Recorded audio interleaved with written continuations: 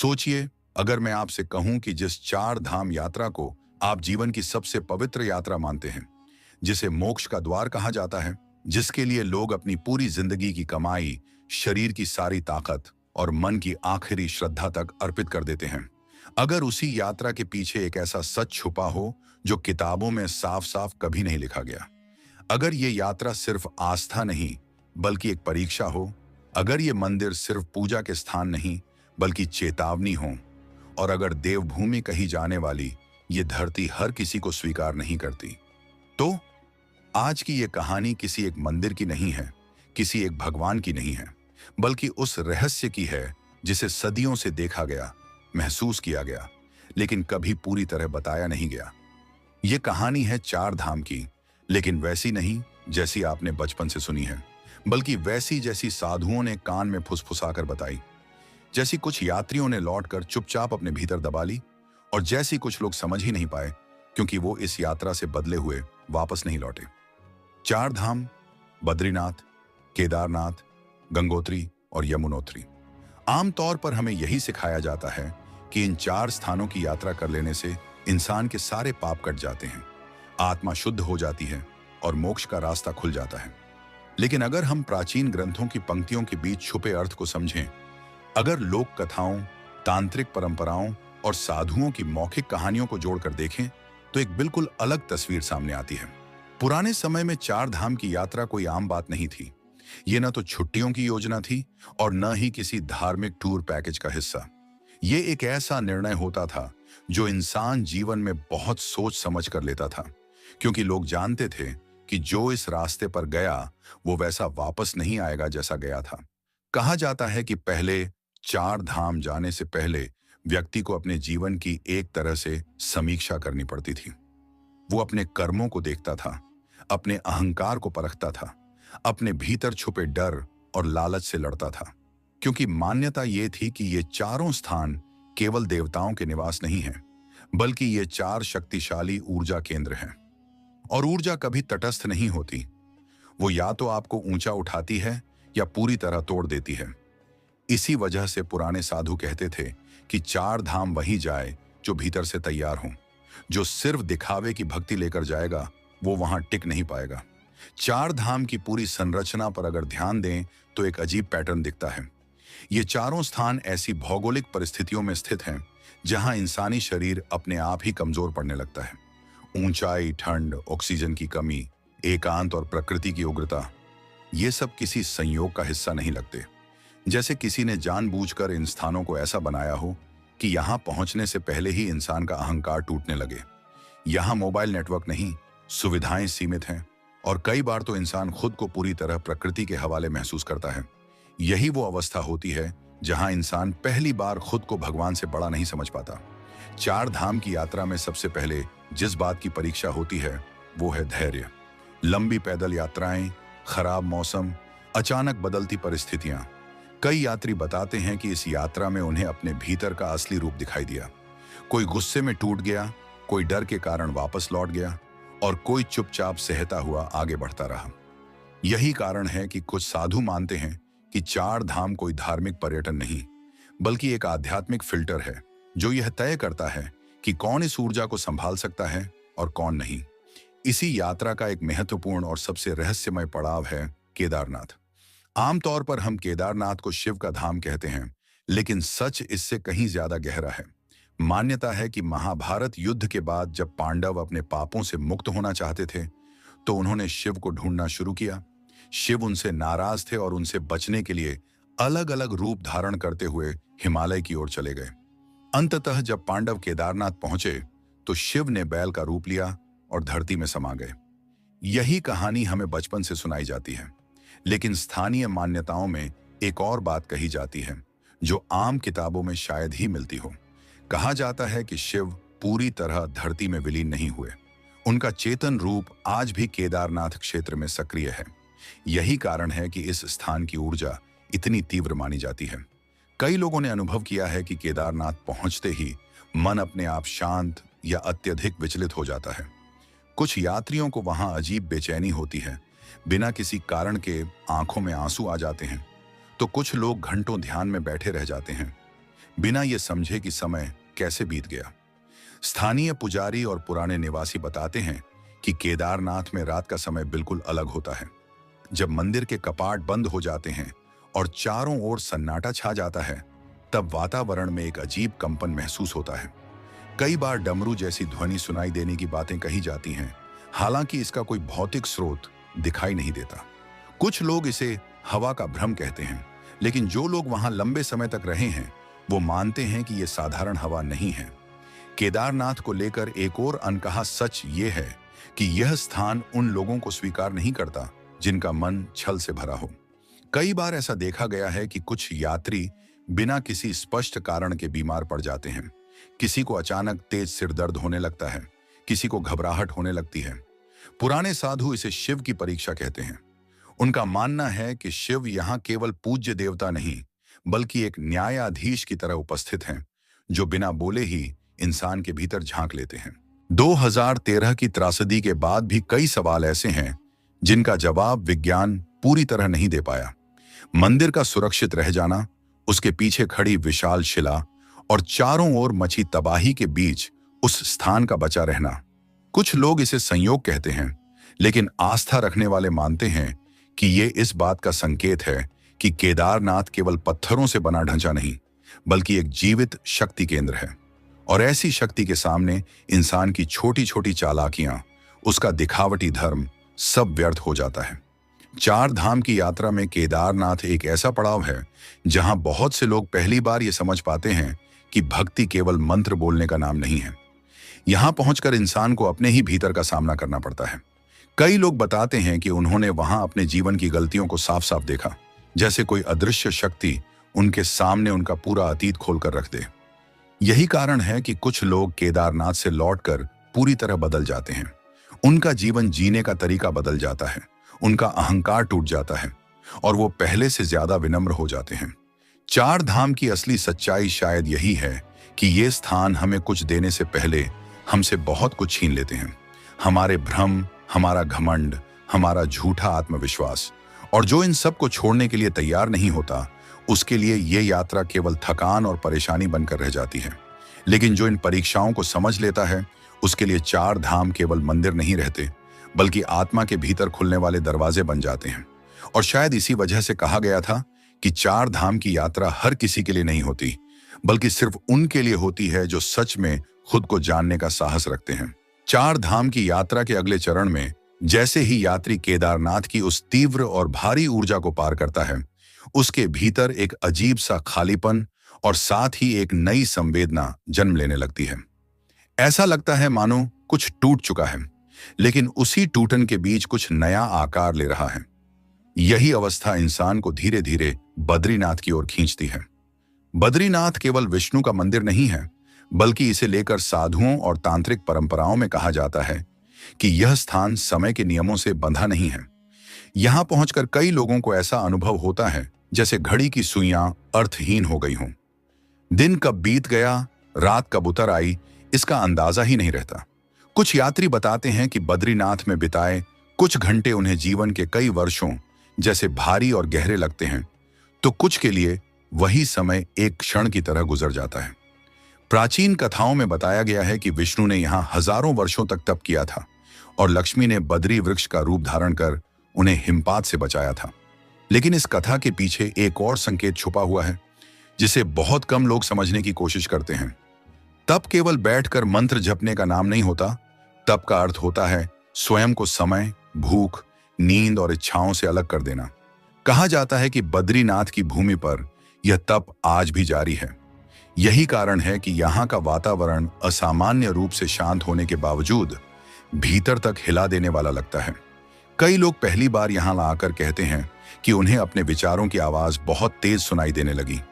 जो बातें सालों से मन में दबी थीं, वो अचानक सतह पर आने लगती हैं। स्थानीय लोग बताते हैं कि बद्रीनाथ के आसपास कुछ ऐसे क्षेत्र हैं जहां रात के समय रुकने की सलाह नहीं दी जाती। वहां रहने वाले चरवाहे और पुराने निवासी कहते हैं कि इन स्थानों पर अजीब सपने आते हैं, जिनमें व्यक्ति अपने भविष्य या अपने पिछले जन्म से जुड़ी घटनाएं देख सकता है। हालांकि आधुनिक सोच इसे मन का भ्रम कहकर टाल देती है, लेकिन जिन लोगों ने ये अनुभव किए हैं वो इसे भूल नहीं पाते। कुछ यात्रियों ने बताया कि बद्रीनाथ से लौटने के बाद उनकी सोच पूरी तरह बदल गई। पहले जो चीजें उन्हें बेहद महत्वपूर्ण लगती थीं, अब वे अर्थहीन प्रतीत होने लगीं। धन, पद, प्रतिस्पर्धा, सब कुछ फीका पड़ गया। ऐसा माना जाता है कि बद्रीनाथ इंसान से सीधे बात नहीं करता, बल्कि उसे चुप करा देता है। यहां आकर व्यक्ति के भीतर चलने वाला शोर धीमा होने लगता है। यही कारण है कि कई साधु कहते हैं कि अगर केदारनाथ इंसान का अहंकार तोड़ता है, तो बद्रीनाथ उसकी इच्छाओं को गलाता है। यहां आकर व्यक्ति को यह एहसास होने लगता है कि वह जितना सोचता था, उतना नियंत्रण उसके पास कभी था ही नहीं। प्रकृति के सामने, समय के सामने और चेतना के सामने वह बहुत छोटा है। चार धाम की यात्रा में इसके बाद जो स्थान आता है, वह है गंगोत्री। गंगोत्री केवल गंगा नदी का उद्गम नहीं है, बल्कि इसे जीवन और मृत्यु के बीच की रेखा भी कहा जाता है। गंगा को मां कहा जाता है, लेकिन यह मां केवल स्नेह देने वाली नहीं, बल्कि शुद्ध करने वाली शक्ति है। प्राचीन मान्यताओं में कहा गया है कि गंगा का जल केवल शरीर के पाप नहीं धोता, बल्कि आत्मा पर जमी परतों को भी हटा देता है। यही कारण है कि गंगोत्री के आसपास मृत्यु को लेकर लोगों का दृष्टिकोण अलग दिखाई देता है।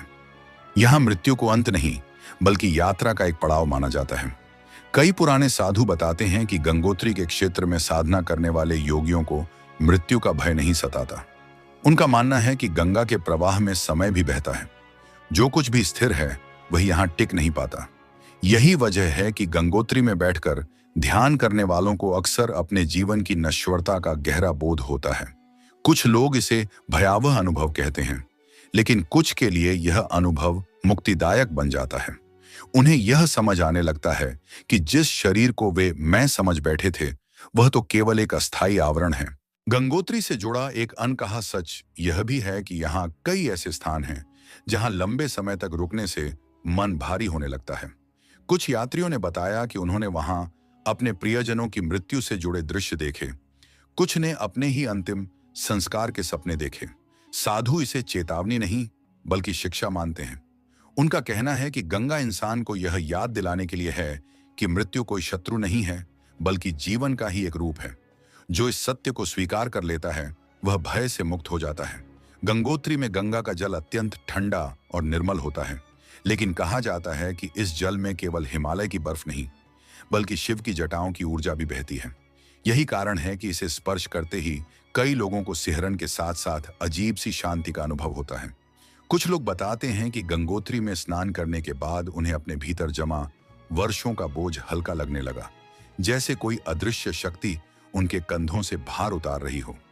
चार धाम की यात्रा में गंगोत्री वह स्थान है जहां इंसान पहली बार पूरी तरह यह स्वीकार करता है कि वह नश्वर है। यहां आकर मृत्यु केवल एक शब्द नहीं रहती, बल्कि एक सच्चाई बनकर सामने खड़ी हो जाती है। लेकिन यही सच्चाई इंसान को डराने के बजाय मुक्त करने लगती है। जो व्यक्ति इस अनुभव को समझ पाता है, उसके लिए जीवन का हर क्षण मूल्यवान हो जाता है। वह छोटी छोटी बातों में उलझना छोड़ देता है और बड़े सत्य की ओर देखने लगता है। कहा जाता है कि चार धाम की यात्रा में केदारनाथ अहंकार को तोड़ता है, बद्रीनाथ इच्छाओं को शांत करता है और गंगोत्री मृत्यु के भय को धो देता है। इन तीनों चरणों से गुजरने के बाद ही इंसान यमुनोत्री की यात्रा के लिए मानसिक रूप से तैयार होता है। लेकिन बहुत से लोग इस बात को समझ नहीं पाते और चार धाम को केवल 4 मंदिरों की सूची मानकर यात्रा पूरी कर लेते हैं। वे दर्शन तो कर लेते हैं, लेकिन परिवर्तन का अनुभव नहीं कर पाते। शायद इसलिए क्योंकि उन्होंने इस यात्रा को बाहर से पूरा किया, भीतर से नहीं। चार धाम का यह अनकहा सच बहुत कम लोग स्वीकार करते हैं कि ये स्थान इंसान को सुख देने के लिए नहीं बने, बल्कि उसे सत्य दिखाने के लिए बने हैं। और सत्य अक्सर कड़वा होता है। यही कारण है कि इस यात्रा से लौटने वाले कुछ लोग बेहद शांत हो जाते हैं, तो कुछ अंदर से टूटे हुए दिखाई देते हैं। फर्क सिर्फ इतना होता है कि कौन उस टूटन को समझ पाता है और कौन उससे भागने की कोशिश करता है। चार धाम किसी को कुछ थोपता नहीं, बस आईना दिखाता है, और आईना वही दिखाता है जो पहले से हमारे भीतर मौजूद होता है। चार धाम की यात्रा अपने अंतिम चरण में पहुंचते पहुंचते इंसान के भीतर कुछ बहुत गहराई में बदल चुका होता है। बाहर से देखने पर वही शरीर होता है, वही चेहरा, वही नाम, लेकिन भीतर कुछ ऐसा शांत और भारी एक साथ मौजूद रहता है जिसे शब्दों में बांध पाना आसान नहीं होता। यही अवस्था इंसान को यमुनोत्री की ओर ले जाती है। यमुनोत्री को आमतौर पर गंगा की बहन और यमराज की बहन यमुना का धाम कहा जाता है, लेकिन इसकी वास्तविक भूमिका इससे कहीं अधिक गहरी और डरावनी भी है। अगर गंगोत्री जीवन और मृत्यु के सत्य से परिचय कराती है, तो यमुनोत्री सीधे मृत्यु के भय से आमना सामना कराती है। यहां आकर इंसान पहली बार महसूस करता है कि मृत्यु कोई दूर की घटना नहीं, बल्कि हर सांस के साथ चलने वाली सच्चाई है। स्थानीय मान्यताओं में कहा जाता है कि यमुनोत्री वह स्थान है जहां यमराज स्वयं भी तप करने आए थे, इसलिए यहाँ की ऊर्जा बेहद तीव्र मानी जाती है। कई यात्रियों ने अनुभव किया है कि यमुनोत्री पहुंचते ही उन्हें अपने जीवन की गलतियों का एक एक दृश्य याद आने लगता है, जैसे कोई अदृश्य शक्ति उनका हिसाब किताब खोलकर उनके सामने रख रही हो। कुछ लोगों को यहाँ अजीब सपने आते हैं, जिनमें वे अपने मरने के क्षण अपने परिवार को रोते हुए या किसी अनजानी जगह पर खड़े हुए खुद को देखते हैं। पहली नजर में ये अनुभव भयावह लगते हैं, लेकिन साधु इसे एक अनिवार्य प्रक्रिया मानते हैं। कहा जाता है कि यमुना का जल इंसान को यह याद दिलाने आता है कि मृत्यु से भागा नहीं जा सकता, लेकिन उसे डरने की भी जरूरत नहीं है।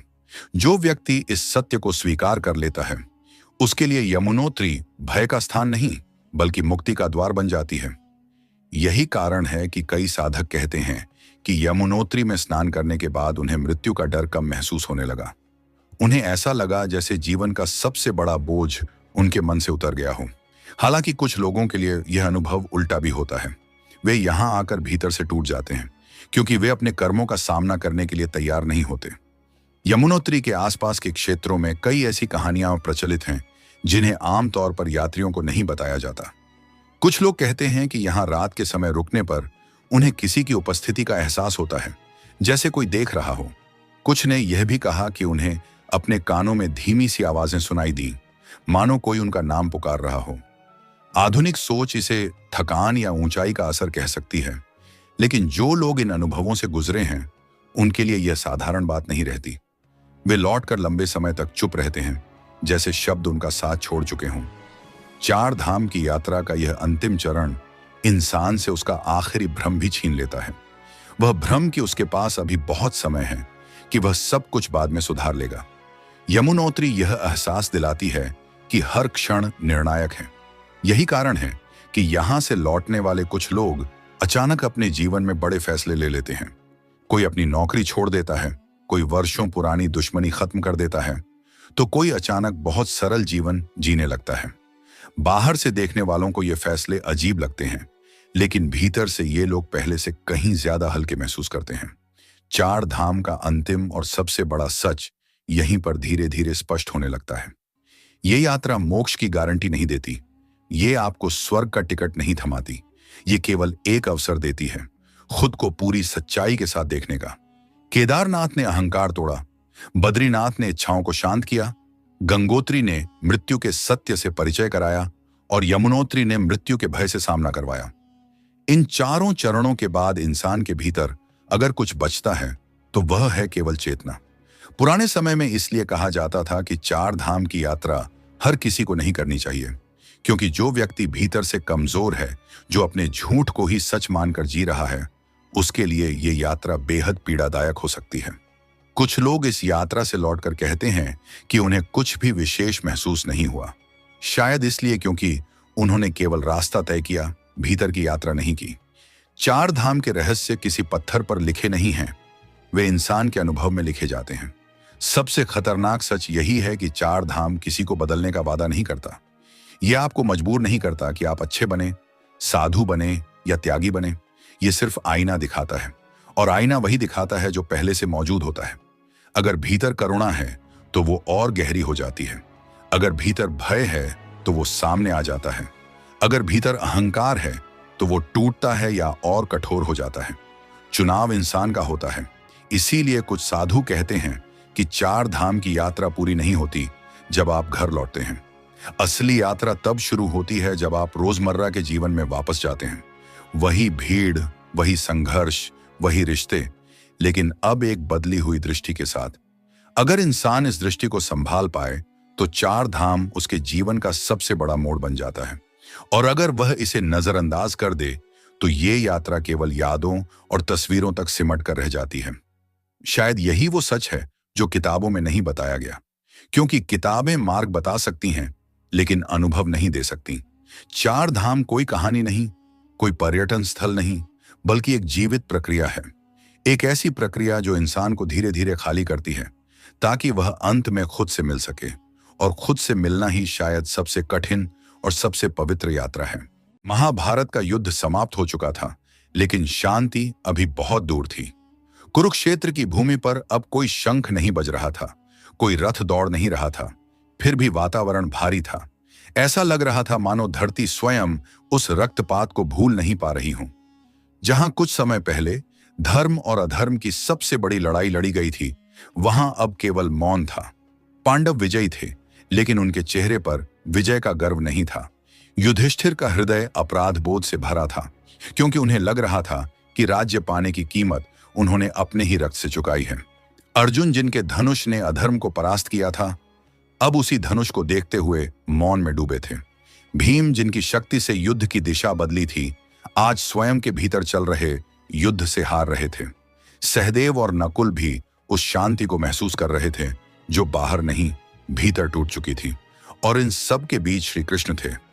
वे न तो उत्सव मना रहे थे और न ही शोक कर रहे थे। उनका मौन सबसे गहरा था, क्योंकि वे जानते थे कि इस युद्ध में कोई वास्तविक विजेता नहीं होता। धर्म की स्थापना हुई थी, लेकिन मानवता ने इसकी भारी कीमत चुकाई थी। श्री कृष्ण जानते थे कि यह अंत नहीं है, बल्कि एक और अध्याय की शुरुआत है। एक ऐसा अध्याय जो स्वयं उनके जीवन की दिशा बदलने वाला है। युद्ध के बाद जब गांधारी अपने पुत्रों के शवों के बीच खड़ी थी, तब उसके भीतर केवल एक मां नहीं थी, बल्कि वह पीड़ा थी जो शब्दों में नहीं ढल सकती। 100 पुत्रों की मृत्यु ने उसके हृदय को पत्थर नहीं, अग्नि बना दिया था। जब श्री कृष्ण उसके पास पहुंचे तो उन्होंने उसे ज्ञान नहीं दिया, कोई उपदेश नहीं दिया, क्योंकि उस समय शब्द व्यर्थ थे। गांधारी की आंखों से बहता हुआ दुख अचानक क्रोध में बदल गया। उसने श्री कृष्ण की ओर देखकर कहा कि जिस प्रकार मेरा वंश नष्ट हुआ है, उसी प्रकार तेरा यदुवंश भी नष्ट होगा। 36 वर्षों के भीतर तेरा पूरा कुल आपस में लड़कर समाप्त हो जाएगा। उस क्षण वहां उपस्थित सभी लोग स्तब्ध रह गए। यह कोई साधारण श्राप नहीं था, यह एक मां की चीख थी जो समय में गूंजने वाली थी। लेकिन श्री कृष्ण विचलित नहीं हुए। उन्होंने उस श्राप को रोकने का प्रयास नहीं किया, न ही उसे टालने की चेष्टा की। उन्होंने शांत स्वर में कहा कि वे इस श्राप को आशीर्वाद की तरह स्वीकार करते हैं, क्योंकि वे जानते थे कि जब किसी कार्य का उद्देश्य पूर्ण हो जाता है, तब प्रकृति स्वयं संतुलन स्थापित करती है। धर्म की स्थापना के बाद स्वयं ईश्वर को भी अपने रूप का त्याग करना पड़ता है। यही सृष्टि का नियम है। समय बीतने लगा। द्वारिका अपनी भव्यता में चमक रही थी। समुद्र के किनारे बसी वह स्वर्ण नगरी, जहां यदुवंशी अपनी शक्ति, वैभव और वीरता के लिए जाने जाते थे। लेकिन धीरे धीरे वही वैभव अहंकार में बदलने लगा। श्री कृष्ण की उपस्थिति में जो मर्यादा बनी रहती थी, वह अब कमजोर पड़ने लगी। युवा यदुवंशी अपनी शक्ति पर गर्व करने लगे। उन्हें लगने लगा कि वे अजेय हैं, कि उन्हें कोई पराजित नहीं कर सकता। वे यह भूलने लगे कि जब शक्ति के साथ विवेक नहीं होता, तो वही शक्ति विनाश का कारण बनती है। समय के साथ उनके आचरण में कठोरता आने लगी। वे साधुओं और अर्षियों का सम्मान भूलने लगे। और इसी अहंकार के बीच एक दिन ऐसी घटना घटी जिसने विनाश के बीज को अंकुरित कर दिया। श्री कृष्ण के पुत्र सांब और उनके कुछ मित्रों ने इसे केवल एक खेल समझा। उन्होंने कुछ ऋषियों का उपहास करने की योजना बनाई। सांब को स्त्री के वेश में सजाया गया और वे मुनियों के पास पहुंचे जो ध्यान और तप में लीन थे। मजाक के भाव से उन्होंने प्रश्न किया कि इस स्त्री के गर्भ से क्या उत्पन्न होगा। यह प्रश्न नहीं था, यह अहंकार था। अर्षियों की दृष्टि केवल बाह्य रूप तक सीमित नहीं होती, वे भविष्य को भी देख सकते हैं। अपमानित होकर उन्होंने श्राप दिया कि यह व्यक्ति एक लोहे के मूसल को जन्म देगा और वही मूसल यदुवंश के विनाश का कारण बनेगा। समय बीता और वह श्राप सत्य बन गया। सांब के शरीर से सचमुच एक भारी लोहे का मूसल उत्पन्न हुआ। द्वारिका में भय फैल गया। राजा उग्रसेन ने आदेश दिया कि उस मूसल को नष्ट कर दिया जाए। उसे पीसकर समुद्र में बहा दिया गया ताकि उसका प्रभाव समाप्त हो जाए। लेकिन श्राप को नष्ट नहीं किया जा सकता। मूसल तो चूर हो गया, लेकिन उसके कण समुद्र में विलीन नहीं हुए। समय के साथ उन्हीं कणों से समुद्र तट पर नुकीली कठोर घास उग आई, देखने में साधारण, लेकिन भीतर से विनाश का बीज लिए हुए। श्री कृष्ण यह सब देख रहे थे। वे जानते थे कि अब समय को रोका नहीं जा सकता। यदुवंश का अंत निश्चित हो चुका था। यह अंत बाहरी शत्रु से नहीं, बल्कि भीतर के अहंकार से होना था। जैसे नदी ऊपर से शांत दिखती है, लेकिन भीतर उसका बहाव उग्र होता है, वैसे ही द्वारिका बाहर से समृद्ध थी, लेकिन भीतर से टूट चुकी थी। श्री कृष्ण जानते थे कि अब वह दिन दूर नहीं जब भाई भाई का शत्रु बनेगा और शब्द हथियार बन जाएंगे। यह सब गांधारी के श्राप का परिणाम नहीं था, बल्कि कर्म का पूर्ण चक्र था, और इसी चक्र में स्वयं ईश्वर को भी अपना देह त्याग करना था। यह कोई दुर्बलता नहीं थी, यह सृष्टि का नियम था। जब उद्देश्य पूरा हो जाए तब रूप का विसर्जन आवश्यक होता है। यही श्री कृष्ण के जीवन का अगला चरण था, जहां राजा, योद्धा और मार्गदर्शक नहीं, बल्कि एक साधक की भूमिका शेष रह जाती है। समय अब तेजी से आगे बढ़ रहा था, लेकिन द्वारिका के लोगों को इसका आभास नहीं था। उन्हें लग रहा था कि खतरा टल गया है, कि लोहे का मूसल समुद्र में बहा दिया गया है और अब कोई अनिष्ट नहीं होगा। परंतु वे यह नहीं समझ पाए कि विनाश हमेशा शोर मचाकर नहीं आता, कभी कभी वह मौन में पनपता है। समुद्र के किनारे उगी वह नुकीली घास अब केवल घास नहीं थी, उसमें श्राप की स्मृति समा चुकी थी। यदुवंशी धीरे धीरे बदल रहे थे। जहां पहले संयम था, वहां अब उग्रता थी। जहां मर्यादा थी, वहां अब अहंकार था। श्री कृष्ण सब देख रहे थे, लेकिन कुछ नहीं कह रहे थे, क्योंकि वे जानते थे कि जब चेतना स्वयं पतन का मार्ग चुन ले, तब उसे रोकना भी धर्म के विरुद्ध हो जाता है। समय समय पर उन्होंने संकेत दिए, लेकिन संकेत तभी समझ में आते हैं जब सुनने की इच्छा हो। द्वारिका अब वैभव में डूबी थी, उत्सवों की भरमार थी, शक्ति का प्रदर्शन था, और इसी के साथ भीतर ही भीतर रिश्तों में दरारें पड़ चुकी थीं। भाई भाई पर शक करने लगे थे, मित्रता में प्रतिस्पर्धा आ चुकी थी, और वाणी में कटुता बढ़ गई थी। यह सब किसी बाहरी शत्रु की वजह से नहीं था, यह उस आंतरिक अंधकार का परिणाम था जो धीरे धीरे सबके मन में घर कर चुका था। एक दिन समुद्र के तट पर एक भव्य उत्सव आयोजित किया गया। यदुवंश के सभी वीर, सभी राजकुमार, सभी शक्तिशाली पुरुष वहां एकत्र हुए। मदिरा बहने लगी, संगीत गूंजने लगा और चेतना धुंधली होने लगी। मदिरा ने केवल शरीर को नहीं, विवेक को भी जकड़ लिया। बातें होने लगी, पहले हंसी मजाक, फिर कटाक्ष, फिर अपमान। किसी ने किसी के अतीत को उछाला, किसी ने किसी की पत्नी पर शब्द चला दिए। वाणी अब शस्त्र बन चुकी थी, शब्दों में आग थी और मन में अहंकार। उसी समय किसी का पैर समुद्र किनारे उगी उस नुकीली घास पर पड़ा। किसी ने उसे उखाड़ लिया। वही घास जिसमें मूसल के कण समाये थे, अब हथियार बन चुकी थी। पहला वार हुआ और फिर दूसरा। कुछ ही क्षणों में वह उत्सव युद्ध भूमि में बदल गया। भाई ने भाई पर वार किया, पिता ने पुत्र पर और पुत्र ने पिता पर। कोई पहचान नहीं बची, कोई संबंध नहीं बचा। केवल क्रोध था, केवल नशा था और केवल विनाश था। श्री कृष्ण कुछ दूरी पर खड़े यह सब देख रहे थे। उनके मुख पर न क्रोध था, न शोक, केवल एक गहरी शांति थी, जैसे वे जानते थे कि जो हो रहा है वह होना ही था। यह किसी एक दिन की गलती नहीं थी, यह वर्षों के अहंकार का परिणाम था। यदुवंश का अंत किसी शत्रु ने नहीं किया, उसने स्वयं अपने हाथों से अपना विनाश लिखा। धीरे धीरे एक एक कर सभी गिरते चले गए। समुद्र तट की रेत रक्त से लाल हो गई, और जब अंतिम यदुवंशी भी धरती पर गिर पड़ा, तब चारों ओर सन्नाटा छा गया। केवल लहरों की आवाज थी और हवा का भारीपन। उस पूरे तट पर अब केवल एक ही व्यक्ति खड़ा था, श्री कृष्ण। उन्होंने अंतिम बार उस भूमि की ओर देखा जहां कभी उनका वंश फला फूला था। उनके मन में कोई पश्चाताप नहीं था, क्योंकि वे जानते थे कि यह अंत भी धर्म का ही एक रूप है। इसके बाद उन्होंने द्वारिका की ओर दृष्टि डाली। वह नगरी जो कभी स्वर्ण जैसी चमकती थी, अब अपने अंत की ओर बढ़ रही थी। उसी समय उन्होंने बलराम को देखा। उनके बड़े भाई जो सदा मौन में रहते थे, आज और भी शांत थे। बलराम धीरे धीरे समुद्र की ओर बढ़े। उनके चरण जल को स्पर्श करते ही समुद्र जैसे शांत हो गया। कहा जाता है कि बलराम अपने नाग स्वरूप में विलीन हो गए, जैसे कोई शक्ति अपने मूल में लौट रही हो। उनके विलीन होते ही समुद्र की लहरें उग्र हो गईं। द्वारिका की दीवारें कांपने लगीं, महल गिरने लगे, और वह नगरी जो कभी देवताओं के समान मानी जाती थी, धीरे धीरे समुद्र में समाने लगी। श्री कृष्ण यह सब देखते रहे। यह उनके जीवन का सबसे मौन क्षण था। अब न उनका वंश था, न उनका नगर, न उनका परिवार। वे पूरी तरह अकेले हो चुके थे। लेकिन यह अकेलापन भी उनके लिए नया नहीं था, क्योंकि वे जानते थे कि ईश्वर अंत में सदैव अकेला ही होता है। द्वारिका के डूबने के साथ ही द्वापर युग की भी सांसें टूटने लगी थीं। अब श्री कृष्ण का कार्य इस धरती पर पूर्ण हो चुका था। राजा के रूप में, मित्र के रूप में, सारथी के रूप में, गुरु के रूप में उन्होंने जो करना था वह कर चुके थे। अब शेष थी केवल अंतिम लीला। वे वन की ओर बढ़ चले।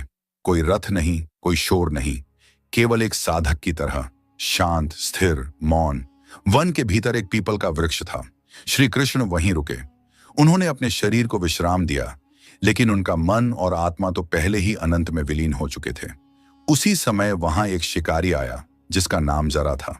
दूर से उसे केवल एक चमकता हुआ पैर दिखाई दिया। उसने उसे हिरण का कान समझ लिया। बिना सोचे उसने तीर चला दिया। तीर सीधा श्री कृष्ण के चरण में लगा, वही चरण जिनकी पूजा देवता करते हैं। तीर लगते ही जरा दौड़कर आया और जैसे ही उसने श्री कृष्ण को देखा, उसके हाथ कांपने लगे। वह रो पड़ा, हाथ जोड़कर क्षमा मांगने लगा। लेकिन श्री कृष्ण मुस्कुराए। उन्होंने कहा कि डरो मत, जो हुआ वही होना था। तुम दोषी नहीं हो, तुम केवल माध्यम हो। यह शब्द सुनते ही जरा का हृदय हल्का हो गया। श्री कृष्ण ने उसे वह कथा सुनाई जो राम और बाली से जुड़ी थी। कैसे एक जन्म का कर्म अगले जन्म में पूर्ण होता है। अब वह चक्र पूरा हो चुका था। श्री कृष्ण का शरीर धीरे धीरे शांत हो रहा था। प्रकृति मानो थम गई थी। हवा स्थिर थी, पक्षी मौन थे और आकाश में एक अजीब सी शांति थी। यह मृत्यु नहीं थी, यह देह त्याग था, क्योंकि कृष्ण कभी मरते नहीं, वे केवल अपना रूप बदलते हैं। इसी के साथ एक युग समाप्त हो रहा था और दूसरा युग अपने अंधकार के साथ जन्म लेने को तैयार था। श्री कृष्ण का शरीर पीपल के वृक्ष के नीचे शांत पड़ा था, लेकिन उस क्षण पूरा ब्रह्मांड जैसे ठहर गया हो। यह साधारण क्षण नहीं था, यह वह समय था जब स्वयं काल भी संकोच में था कि वह आगे बढ़े या रुक जाए। शिकारी जरा अब भी वहीं खड़ा था। उसका मन भय, पश्चाताप और आश्चर्य से भरा हुआ था। उसने जीवन में अनेक पशुओं का शिकार किया था, लेकिन आज पहली बार उसे ऐसा लग रहा था मानो उसने स्वयं अपने भीतर कुछ मार दिया हो। श्री कृष्ण ने उसे पास बुलाया। उनके स्वर में कोई पीड़ा नहीं थी, कोई शिकायत नहीं थी, केवल करुणा थी। उन्होंने कहा कि प्रत्येक प्राणी अपने कर्मों का बोझ लेकर चलता है और जब समय आता है तो वह बोझ उतर जाता है। जरा केवल एक निमित्त था, वास्तविक कारण तो बहुत पहले बोया जा चुका था। श्री कृष्ण जानते थे कि अब उनका शरीर अधिक देर तक इस धरती का भार नहीं उठा पाएगा। उनकी चेतना पहले ही उस सीमा को पार कर चुकी थी जहां नाम और रूप समाप्त हो जाते हैं। जैसे ही उनका प्राण शरीर से अलग हुआ, प्रकृति में एक अद्भुत परिवर्तन हुआ। कहा जाता है कि आकाश से पुष्पों की वर्षा हुई, वायु में सुगंध भर गई और दिशाएं मौन हो गईं। यह शोक का समय नहीं था, यह पूर्णता का क्षण था। एक अवतार का उद्देश्य समाप्त हो चुका था। उसी समय द्वापर युग की अंतिम रेखा भी खींच चुकी थी। श्री कृष्ण का देह त्याग केवल एक व्यक्ति की मृत्यु नहीं थी, वह पूरे युग का अवसान था। जैसे ही यह समाचार चारों दिशाओं में फैला, पांडवों के हृदय कांप उठे। अर्जुन, जिसने श्री कृष्ण को मित्र, गुरु और सारथी के रूप में देखा था, उस क्षण स्वयं को असहाय महसूस करने लगा। वह तुरंत प्रभास क्षेत्र की ओर चला। जब उसने श्री कृष्ण के शांत शरीर को देखा तो उसके हाथ से गांडीव छूट गया। वह रो पड़ा। वही अर्जुन जिसने युद्ध में लाखों का सामना किया था, आज अपने आंसुओं को रोक नहीं पा रहा था। युधिष्ठिर, भीम, नकुल और सहदेव भी वहां पहुंचे। सब मौन थे, कोई शब्द नहीं था, क्योंकि शब्द इस क्षण के लिए छोटे पड़ रहे थे। अंतिम संस्कार की तैयारी की गई। जब श्री कृष्ण के शरीर को अग्नि दी गई तो एक अद्भुत घटना घटी। अग्नि ने शरीर को तो स्पर्श किया, लेकिन हृदय को नहीं जला पाई। कहा जाता है कि उनके हृदय से एक दिव्य प्रकाश निकला और आकाश में विलीन हो गया। यह उस सत्य का संकेत था कि श्री कृष्ण का अस्तित्व नष्ट नहीं हुआ है, केवल उनका रूप समाप्त हुआ है। आत्मा अपने मूल में लौट चुकी थी, बैकुंठ की ओर। यह दृश्य देखने वालों के लिए भयावह नहीं, बल्कि आश्वस्त करने वाला था, क्योंकि इससे यह स्पष्ट हो गया कि ईश्वर मृत्यु से परे होता है। श्री कृष्ण का जाना केवल मानव देह की सीमा तक था। उनके विचार, उनके शब्द, उनकी गीता, उनका कर्मयोग इस धरती पर जीवित रहने वाला था। उनके देह त्याग के साथ ही कलयुग का आरंभ हुआ। यह वह युग था जिसमें धर्म के 4 स्तंभ कमजोर पड़ने लगे: सत्य, दया, तप और दान अब पहले जैसे शक्तिशाली नहीं रहे। मनुष्य के भीतर लोभ, मोह और अहंकार ने धीरे धीरे स्थान लेना शुरू कर दिया। लेकिन श्री कृष्ण यह जानते थे, इसलिए उन्होंने पहले ही यह वचन दिया था कि जब जब अधर्म बढ़ेगा और धर्म संकट में होगा, तब तब वे किसी न किसी रूप में अवतार लेंगे। उनका जाना स्थायी नहीं था, वह केवल एक विराम था। आज भी जब कोई अन्याय के विरुद्ध खड़ा होता है, जब कोई बिना फल की इच्छा के कर्म करता है, जब कोई मोह से ऊपर उठकर सत्य का चयन करता है, तब श्री कृष्ण वहीं होते हैं। वे किसी मूर्ति में सीमित नहीं हैं, वे किसी एक कथा तक सीमित नहीं हैं। वे चेतना हैं, वे विचार हैं, वे वह साहस हैं जो मनुष्य को अंधकार में भी सही मार्ग दिखाता है। श्री कृष्ण की मृत्यु हमें यह नहीं सिखाती कि ईश्वर भी मरता है, बल्कि यह सिखाती है कि इस संसार में कोई भी रूप स्थायी नहीं है, चाहे वह राजा हो, योद्धा हो या स्वयं भगवान। स्थायी केवल कर्म है और वही आगे की यात्रा को तय करता है। श्री कृष्ण ने अपने जीवन से यह दिखाया कि शक्ति का सर्वोच्च रूप विनाश नहीं, विवेक है, और मृत्यु का सर्वोच्च रूप अंत नहीं, परिवर्तन है। जब कार्य पूर्ण हो जाए तब जाने में भी सौंदर्य होता है। श्री कृष्ण का देह त्याग हमें यही सिखाता है कि जीवन केवल पाने का नाम नहीं, छोड़ने का भी साहस है, और जो छोड़ सकता है वही वास्तव में मुक्त होता है। इसलिए कृष्ण कभी नहीं मरते। वे हर उस हृदय में जीवित हैं जो धर्म के मार्ग पर चलता है, जो कर्म को पूजा मानता है और जो परिणाम से ऊपर उठकर सत्य को चुनता है। यही श्री कृष्ण का अंतिम रहस्य है, यही उनकी सबसे बड़ी लीला है।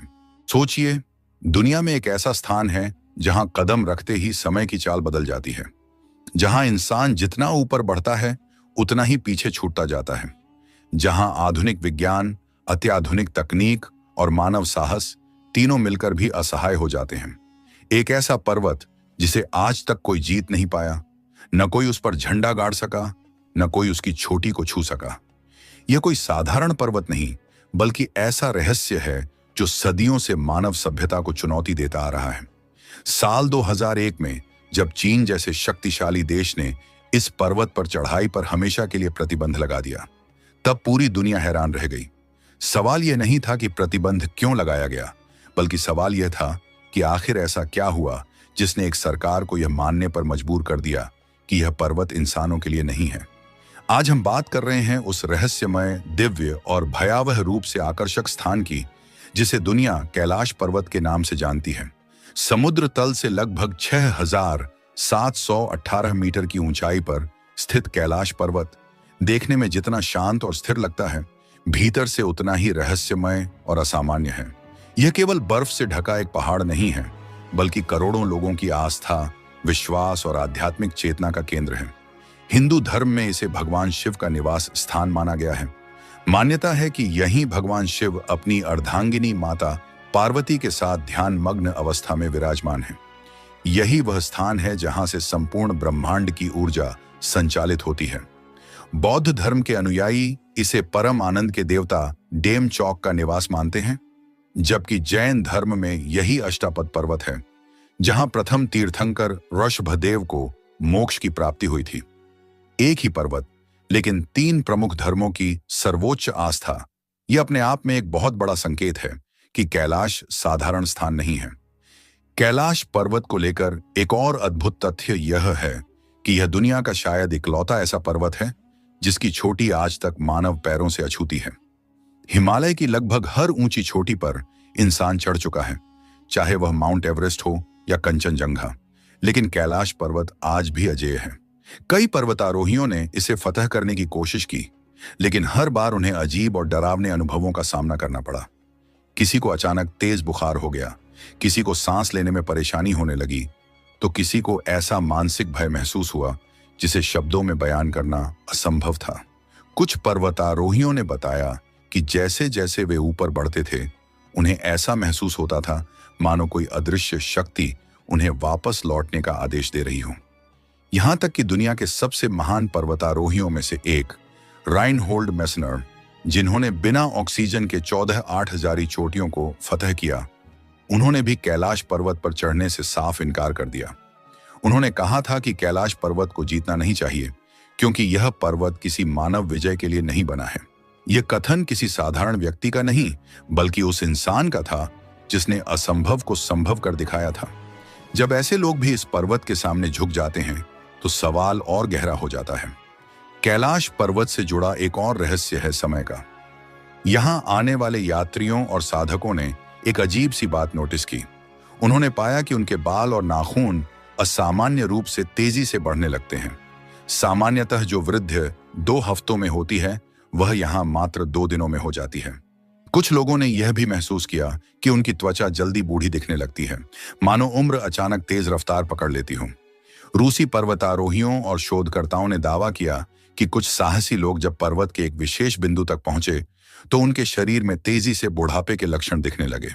वे लोग कुछ ही महीनों में इतने वृद्ध दिखने लगे कि उन्हें पहचानना मुश्किल हो गया, और कुछ मामलों में तो 1-2 साल के भीतर ही उनकी मृत्यु हो गई। यह दावा जितना चौंकाने वाला है उतना ही डरावना भी। क्या वाकई कैलाश पर्वत के आसपास समय अलग तरह से काम करता है? क्या यहाँ कोई ऐसा ऊर्जा क्षेत्र है जो मानव कोशिकाओं पर सीधे प्रभाव डालता है? विज्ञान इस पर आज भी कोई ठोस जवाब नहीं दे पाया है। कुछ वैज्ञानिक इसे अत्यधिक चुंबकीय क्षेत्र या भूगर्भीय ऊर्जा से जोड़ते हैं, लेकिन यह व्याख्या उन अनुभवों को पूरी तरह समझा नहीं पाती जो लोगों ने यहां महसूस किए हैं। साल 1999 में रूसी वैज्ञानिक और शोधकर्ता अर्नेस्ट मुल्दाशेव ने अपनी टीम के साथ कैलाश पर्वत क्षेत्र में गहन अध्ययन किया। उनकी टीम में भूविज्ञान, भौतिकी और इतिहास के विशेषज्ञ शामिल थे। महीनों तक उन्होंने इस क्षेत्र में कैंप लगाकर अध्ययन किया और जो निष्कर्ष उन्होंने निकाले वे पूरी दुनिया को चौंकाने वाले थे। मुल्दाशेव ने दावा किया कि कैलाश पर्वत कोई प्राकृतिक पर्वत नहीं है, बल्कि एक विशाल मानव निर्मित पिरामिड है। उनका कहना था कि इस पर्वत के चारों ओर कई छोटे छोटे पिरामिड मौजूद हैं, जो किसी प्राचीन और अत्यंत उन्नत सभ्यता की ओर इशारा करते हैं। उन्होंने अपनी पुस्तक में यह भी लिखा कि रात के समय उन्होंने पर्वत के भीतर से पत्थरों के खिसकने जैसी आवाजें सुनी, मानो अंदर कोई गतिविधि हो रही हो। यह अनुभव इतना स्पष्ट था कि इसे केवल भ्रम कहकर खारिज नहीं किया जा सकता। अगर यह सच है तो सवाल उठता है कि आखिर वह कौन सी सभ्यता थी जिसने इतने विशाल और जटिल ढांचे का निर्माण किया, और वह सभ्यता आज कहां है? कैलाश पर्वत का रहस्य केवल पर्वत तक ही सीमित नहीं है, बल्कि इसके आधार पर स्थित 2 झीलें भी अपने आप में एक अनोखी कहानी कहती हैं। मानसरोवर और राक्षस ताल दोनों झीलें एक दूसरे के बेहद करीब स्थित हैं, लेकिन उनका स्वभाव एक दूसरे से बिल्कुल विपरीत है। मानसरोवर झील मीठे पानी की झील है जो इतनी ऊंचाई और भीषण ठंड के बावजूद कभी जमती नहीं। इसका पानी शांत और स्थिर रहता है और इसमें जीवन की भरपूर उपस्थिति देखी गई है। जो भी व्यक्ति इस झील के पास जाता है वह एक गहरी शांति और आध्यात्मिक सुकून का अनुभव करता है। इसके ठीक विपरीत राक्षस ताल खारे पानी की झील है, जहां किसी भी प्रकार का जीवन संभव नहीं है। इसकी सतह हमेशा अशांत रहती है, मानो इसके भीतर कोई आंतरिक उथल पुथल चल रही हो। पौराणिक कथाओं के अनुसार रावण ने भगवान शिव को प्रसन्न करने के लिए राक्षस ताल के पास तपस्या की थी और उसी की आसुरी ऊर्जा इस झील में समा गई। चाहे आप इस कथा को माने या ना माने, लेकिन यह तथ्य अपने आप में हैरान करने वाला है कि एक ही भौगोलिक क्षेत्र में 2 झीलें इतनी विपरीत प्रकृति की कैसे हो सकती हैं। इन सभी रहस्यों के बीच कैलाश पर्वत एक मौन प्रहरी की तरह खड़ा है, न कुछ कहता है न कुछ छुपाता है, लेकिन हर आने वाले को सोचने पर मजबूर कर देता है। यह पर्वत हमें यह एहसास दिलाता है कि मानव ज्ञान, विज्ञान और अहंकार की भी एक सीमा है। कुछ स्थान ऐसे होते हैं जिन्हें जीतने के लिए नहीं, बल्कि समझने और स्वीकार करने के लिए बनाया जाता है। कैलाश पर्वत शायद उन्हीं में से एक है जहां भौतिक शक्ति नहीं, बल्कि आस्था और चेतना ही मार्ग दिखाती है। कैलाश पर्वत के रहस्य जैसे जैसे गहराते जाते हैं, वैसे वैसे यह स्पष्ट होता जाता है कि यह स्थान केवल धार्मिक आस्था या पौराणिक कथाओं तक सीमित नहीं है। यहाँ कुछ ऐसा है जो मानव शरीर, मन और चेतना तीनों को एक साथ प्रभावित करता है। कई यात्रियों और साधकों ने यह स्वीकार किया है कि कैलाश क्षेत्र में प्रवेश करते ही उनके भीतर अजीब सा बदलाव महसूस होने लगता है। किसी को अत्यधिक शांति का अनुभव होता है तो किसी को अनजाना भय। ऐसा लगता है मानो यह स्थान हर व्यक्ति के भीतर छिपी ऊर्जा को उजागर कर देता हो। यही कारण है कि कुछ लोग यहाँ आकर गहन ध्यान में लीन हो जाते हैं, जबकि कुछ बिना किसी स्पष्ट कारण के मानसिक रूप से विचलित हो जाते हैं। रूसी वैज्ञानिक अर्नेस्ट मुल्दाशेव ने अपने शोध के दौरान एक और अत्यंत रहस्यमय तथ्य का उल्लेख किया था। उन्होंने कहा कि कैलाश पर्वत के आसपास का क्षेत्र केवल भौगोलिक रूप से ही नहीं बल्कि ऊर्जा के स्तर पर भी असामान्य है। उनके अनुसार यहाँ पृथ्वी की ऊर्जा रेखाएं एक विशेष ढंग से एकत्रित होती हैं। इसे कुछ लोग पृथ्वी का ऊर्जा केंद्र या एक्सिस मुंडी भी कहते हैं। प्राचीन ग्रंथों में वर्णित मेरु पर्वत की अवधारणा इसी ओर संकेत करती है। माना जाता है कि यह वही बिंदु है जहां पृथ्वी और आकाश के बीच का संतुलन बना रहता है, जहां से ब्रह्मांडीय ऊर्जा का प्रवाह होता है। मूलदासशेव ने यह भी दावा किया कि कैलाश पर्वत और उसके आसपास का पूरा क्षेत्र एक विशाल ऊर्जा संरचना की तरह काम करता है, जो मानव शरीर के जैविक समय को प्रभावित कर सकता है। यही कारण हो सकता है कि यहां समय तेजी से बहता हुआ प्रतीत होता है। यदि यह सिद्धांत सही है तो यह आधुनिक विज्ञान के लिए एक बहुत बड़ी चुनौती है, क्योंकि अब तक समय को केवल एक सापेक्ष भौतिक अवधारणा के रूप में समझा गया है, न कि किसी स्थान विशेष से प्रभावित होने वाली शक्ति के रूप में। इन दावों के बीच एक कहानी बार बार सामने आती है जो हर किसी को चौंका देती है। कहा जाता है कि कुछ साहसी पर्वतारोहियों ने कैलाश पर्वत की एक निश्चित ऊंचाई तक पहुंचने के बाद अपने शरीर में अजीब परिवर्तन महसूस किए। उनके चेहरे पर झुर्रियां उभर आईं, बाल सफेद होने लगे और शरीर की शक्ति तेजी से कम होने लगी। जब वे नीचे लौटे तो ऐसा लगा मानो उन्होंने कुछ ही दिनों में कई साल जी लिए हों। इनमें से कुछ लोग 1-2 साल के भीतर ही बुढ़ापे से जुड़ी बीमारियों के कारण इस दुनिया से विदा हो गए। यह कहानी आधिकारिक रूप से दर्ज नहीं है, लेकिन विभिन्न स्रोतों और यात्रियों के अनुभवों में इसका उल्लेख मिलता है, जो इसे पूरी तरह नजरअंदाज करना मुश्किल बना देता है। कैलाश पर्वत के आसपास की रातें भी अपने आप में रहस्यमय हैं। जब सूरज ढल जाता है और चारों ओर गहरा सन्नाटा छा जाता है, तब यह स्थान किसी और ही दुनिया का हिस्सा लगने लगता है। कई लोगों ने दावा किया है कि रात के समय उन्हें पर्वत से अजीब सी ध्वनियां सुनाई देती हैं। ये ध्वनियां कभी पत्थरों के खिसकने जैसी लगती हैं, तो कभी किसी गूंजती हुई आवाज की तरह जो सीधे दिल के भीतर उतर जाती है। कुछ साधकों का कहना है कि यह ध्वनि डमरू की तरह प्रतीत होती है, मानो कोई अदृश्य शक्ति वहां अपनी उपस्थिति दर्ज करा रही हो। इन ध्वनियों को लेकर वैज्ञानिकों का मानना है कि यह बर्फ के दबाव, हवा की गति और पर्वतीय संरचना के कारण उत्पन्न होने वाली प्राकृतिक ध्वनियां हो सकती हैं। लेकिन जो लोग इन्हें सुनते हैं, उनके अनुभव केवल वैज्ञानिक व्याख्या से संतुष्ट नहीं होते। वे कहते हैं कि यह आवाज केवल कानों से नहीं बल्कि भीतर से सुनी जाती है, जैसे कोई चेतना से संवाद कर रहा हो। यही कारण है कि कई साधक इसे ओम की ध्वनि या शिव की उपस्थिति का संकेत मानते हैं। कैलाश पर्वत के आधार पर स्थित मानसरोवर झील के पास बैठकर ध्यान करने वाले लोगों ने बताया है कि यहाँ ध्यान की अवस्था में प्रवेश करना बेहद आसान हो जाता है। कुछ मिनटों के भीतर ही मन स्थिर हो जाता है, विचार धीमे पड़ जाते हैं और एक अजीब सी गहराई का अनुभव होता है। ऐसा लगता है मानो बाहरी दुनिया से संपर्क टूट गया हो और व्यक्ति अपने भीतर की यात्रा पर निकल पड़ा हो। कई योगियों और साधुओं का मानना है कि यह स्थान साधना के लिए पृथ्वी पर उपलब्ध सबसे शक्तिशाली स्थलों में से एक है। इसके विपरीत राक्षस ताल के पास पहुंचते ही माहौल पूरी तरह बदल जाता है। यहाँ हवा भारी और बेचैन लगती है। मन में अकारण ही अस्थिरता और घबराहट महसूस होती है। कुछ लोगों ने बताया कि उन्हें यहाँ सिर दर्द, बेचैनी और नकारात्मक विचारों का सामना करना पड़ा। यह अंतर इतना स्पष्ट है कि बिना किसी धार्मिक मान्यता को जाने भी कोई व्यक्ति इसे महसूस कर सकता है। यही विरोधाभास कैलाश क्षेत्र को और भी रहस्यमय बना देता है। इन सभी अनुभवों के बीच कैलाश पर्वत पर चढ़ाई करने के प्रयास लगातार असफल होते रहे। वर्ष 2001 में जब चीन ने पहली बार एक विदेशी पर्वतारोहण टीम को सीमित अनुमति दी, तब यह उम्मीद की जा रही थी कि आधुनिक उपकरणों और तकनीक के सहारे शायद यह रहस्य सुलझ जाए। लेकिन जैसे ही टीम ने आगे बढ़ना शुरू किया, उन्हें अजीब परिस्थितियों का सामना करना पड़ा। मौसम अचानक बदलने लगा, उपकरण सही ढंग से काम नहीं कर रहे थे और टीम के सदस्यों की शारीरिक स्थिति तेजी से बिगड़ने लगी। अंततः उन्हें बिना किसी स्पष्ट कारण के अपना अभियान रोकना पड़ा। इसी दौरान एक और घटना ने सबका ध्यान अपनी ओर खींचा। चीन ने कैलाश पर्वत के ऊपर से हेलीकॉप्टर भेजकर निरीक्षण करने की योजना बनाई। शुरुआत में सब कुछ सामान्य था, लेकिन जैसे ही हेलीकॉप्टर पर्वत के करीब पहुंचा, उसके उपकरणों ने काम करना बंद कर दिया। कंपास घूमने लगा, दिशा का अंदाजा लगाना मुश्किल हो गया और अचानक मौसम ने विकराल रूप ले लिया। पायलट को मजबूरन हेलीकॉप्टर वापस मोड़ना पड़ा। इस घटना के बाद चीन ने न केवल चढ़ाई पर बल्कि किसी भी प्रकार की हवाई गतिविधि पर भी सख्त प्रतिबंध लगा दिया।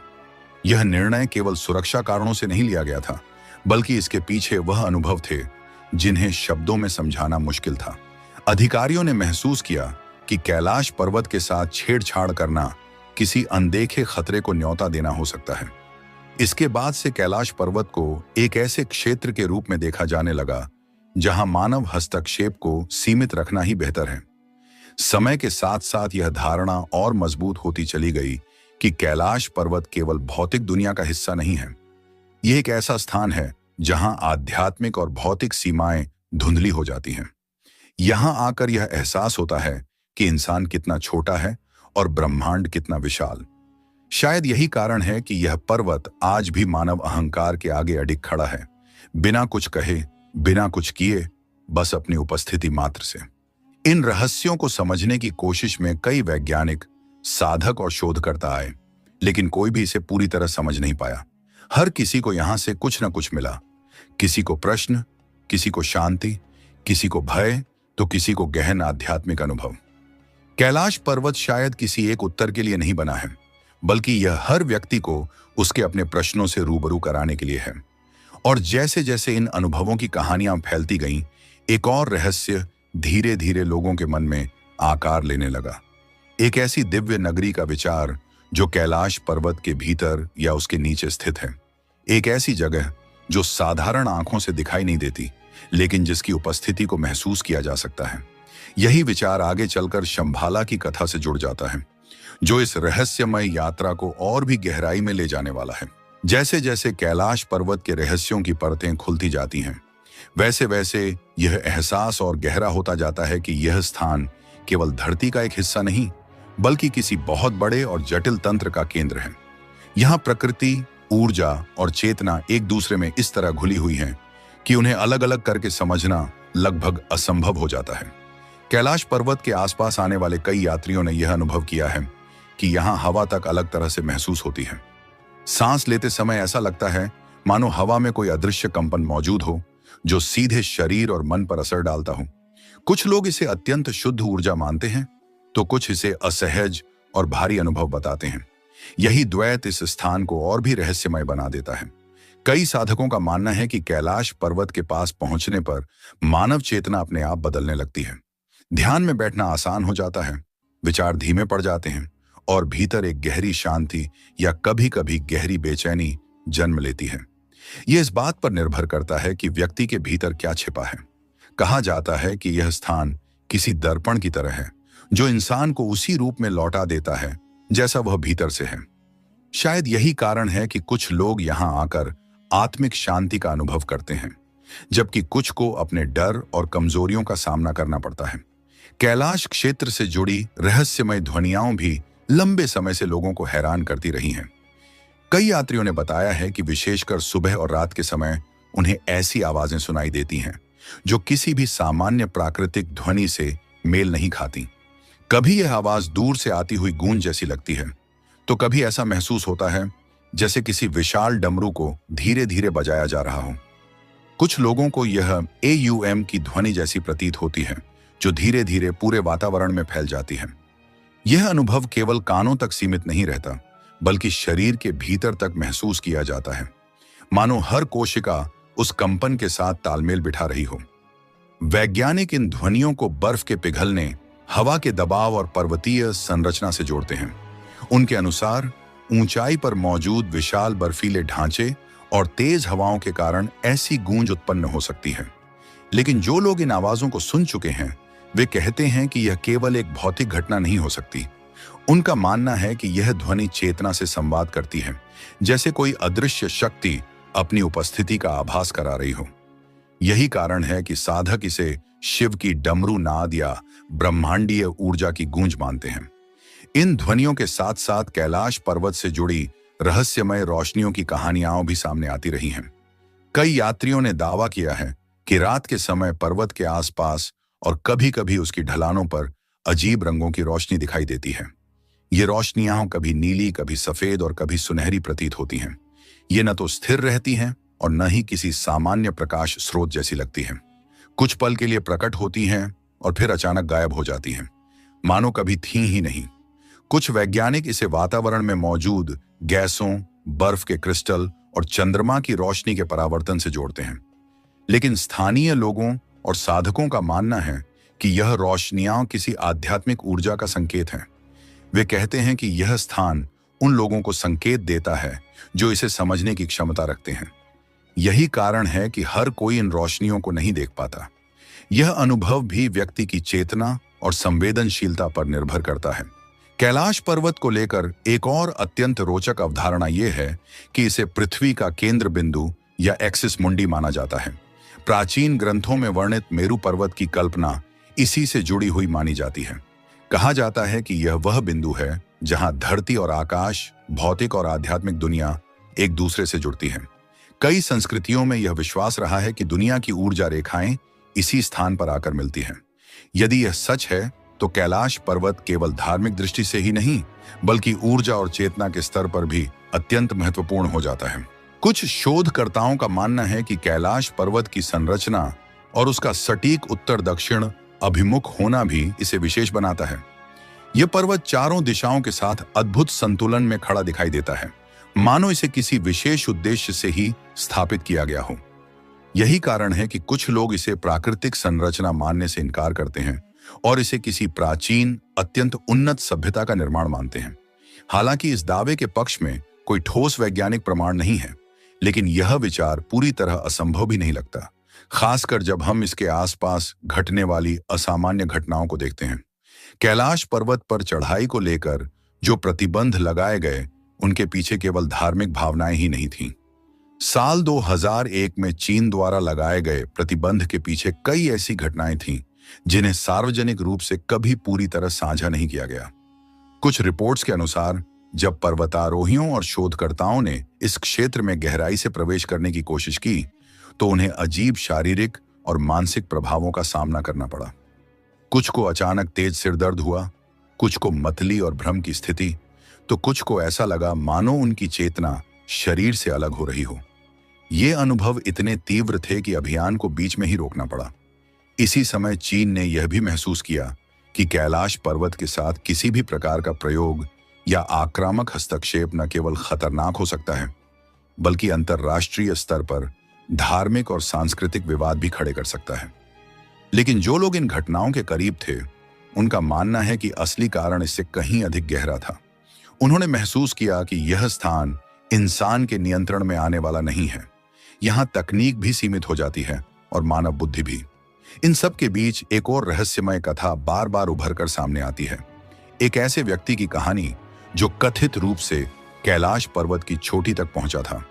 कहा जाता है कि 11वीं शताब्दी में तिब्बती बौद्ध योगी मिला रेपा ने कैलाश पर्वत की चोटी तक पहुंचने का असंभव कार्य किया, लेकिन उनकी यह यात्रा किसी सामान्य पर्वतारोहण जैसी नहीं थी।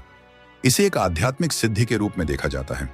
माना जाता है कि मिला रेपा ने अपनी कठोर साधना और योग के बल पर इस यात्रा को पूरा किया। उन्होंने न तो इसका प्रचार किया और न ही इसे किसी विजय के रूप में प्रस्तुत किया। उनका मौन ही इस कहानी को और रहस्यमय बना देता है। कुछ लोग मानते हैं कि मिला रेपा की यात्रा भौतिक नहीं थी बल्कि चेतना के स्तर पर हुई थी। यदि यह सच है तो यह संकेत देता है कि कैलाश पर्वत को समझने और छूने के लिए केवल शारीरिक शक्ति पर्याप्त नहीं है। यहां पहुंचने के लिए एक अलग ही स्तर की चेतना की आवश्यकता होती है जिसे साधारण मनुष्य शायद प्राप्त नहीं कर सकता। इन सभी कहानियों, अनुभवों और दावों के बीच कैलाश पर्वत एक ऐसी पहेली बना रहता है जिसका हर उत्तर नए सवाल खड़े कर देता है। जितना अधिक हम इसे समझने की कोशिश करते हैं, उतना ही यह हमें यह एहसास दिलाता है कि कुछ चीजें मानव समझ से परे हैं। शायद यही कारण है कि यह पर्वत आज भी शांत खड़ा है, न खुद को पूरी तरह प्रकट करता है, न पूरी तरह छुपाता है, और इन्हीं रहस्यों के बीच धीरे धीरे एक और कहानी आकार लेती है। एक ऐसी कहानी जो इस पर्वत को केवल रहस्यमय नहीं बल्कि दिव्य और कालातीत बना देती है। एक ऐसी जगह की कहानी जो दिखाई नहीं देती लेकिन जिसके अस्तित्व पर सदियों से विश्वास किया जाता रहा है। यही कहानी आगे चलकर शंभाला की अवधारणा से जुड़ती है, जो कैलाश पर्वत के रहस्यों को एक बिल्कुल नए आयाम में ले जाने वाली है।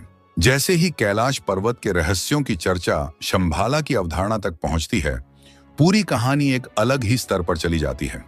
शंभाला को लेकर कहा जाता है कि यह कोई साधारण स्थान नहीं, बल्कि एक ऐसी चेतन अवस्था है जहां समय, मृत्यु और भय का कोई अस्तित्व नहीं होता।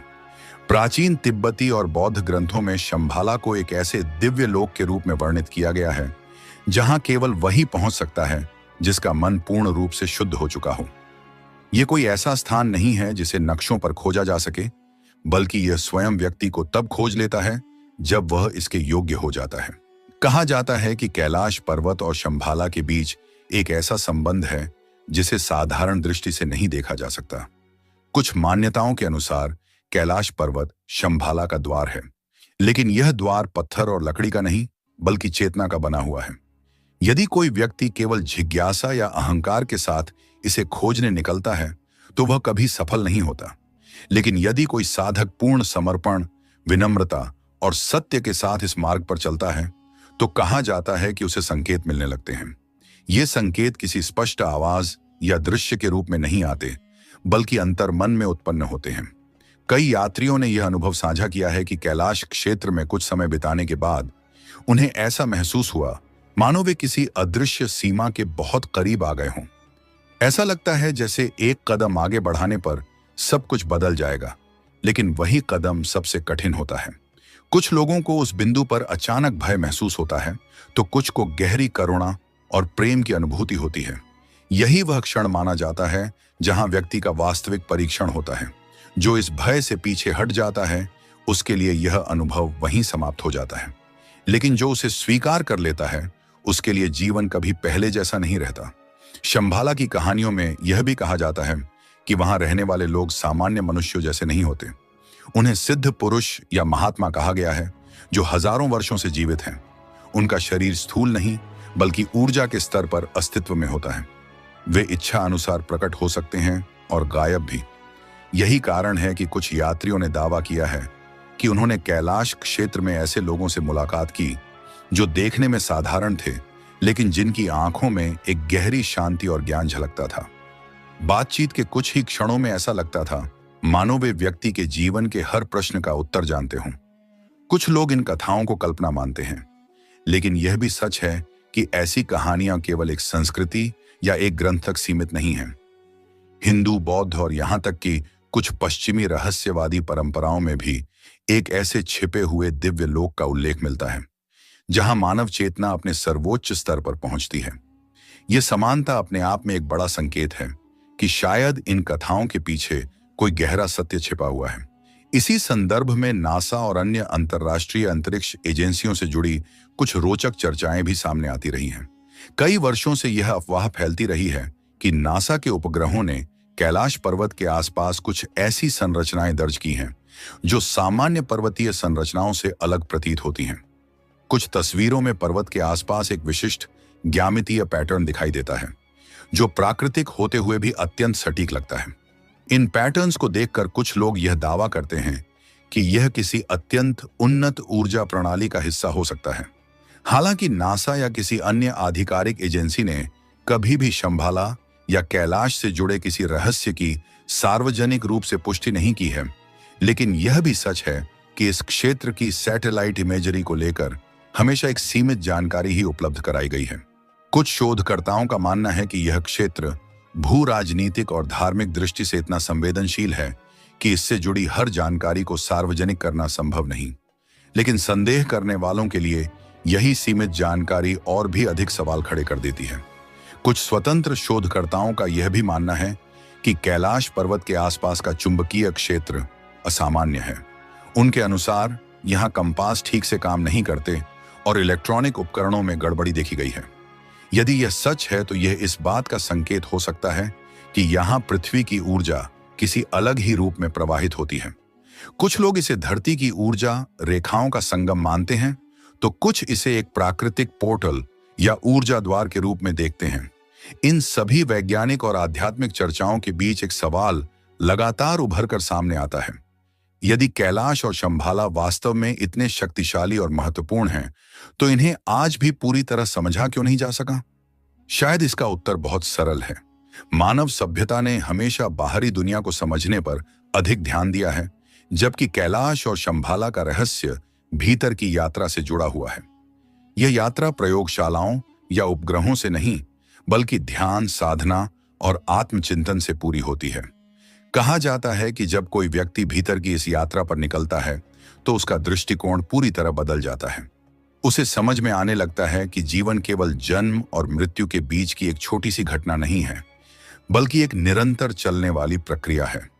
कैलाश पर्वत इसी प्रक्रिया का प्रतीक बन जाता है, अचल, शांत और समय से परे। वह हमें यह सिखाता है कि स्थिरता बाहरी नहीं, बल्कि आंतरिक होती है। शायद यही कारण है कि कैलाश पर्वत पर कभी भी किसी ने विजय का दावा नहीं किया। न कोई झंडा फहराया गया, न कोई स्मारक बनाया गया। ये पर्वत मानो स्वयं ही यह घोषणा करता है कि कुछ स्थान मानव अहंकार के लिए नहीं बने होते। वे केवल उन लोगों के लिए होते हैं जो सीखने आए हों, जीतने नहीं। और अंत में जब इन सभी रहस्यों को एक साथ जोड़कर देखा जाता है तो एक गहरी समझ उभर कर सामने आती है। कैलाश पर्वत, शंभाला, रहस्यमय ध्वनियां, रोशनियां, असामान्य ऊर्जा और चेतना के अनुभव, ये सब अलग अलग घटनाएं नहीं हैं। ये एक ही सत्य के अलग अलग पहलू हैं। एक ऐसा सत्य जो हमें यह याद दिलाता है कि ब्रह्मांड केवल वही नहीं है जो हमें दिखाई देता है। उसके परे भी बहुत कुछ है जिसे समझने के लिए हमें अपने भीतर उतरना होगा। शायद कैलाश पर्वत का सबसे बड़ा रहस्य यही है कि वह हमें बाहर नहीं, बल्कि भीतर की ओर देखने के लिए मजबूर करता है। और जब कोई व्यक्ति यह समझ लेता है तो उसे किसी प्रमाण, किसी पुष्टि या किसी रहस्योद्घाटन की आवश्यकता नहीं रह जाती, क्योंकि उस क्षण वह स्वयं ही उस सत्य का हिस्सा बन चुका होता है जिसे सदियों से खोजा जा रहा है। यही कारण है कि कैलाश पर्वत आज भी उतना ही रहस्यमय है जितना हजारों साल पहले था। वह खड़ा है, शांत, अडिग और मौन, और शायद यही उसका सबसे बड़ा संदेश है।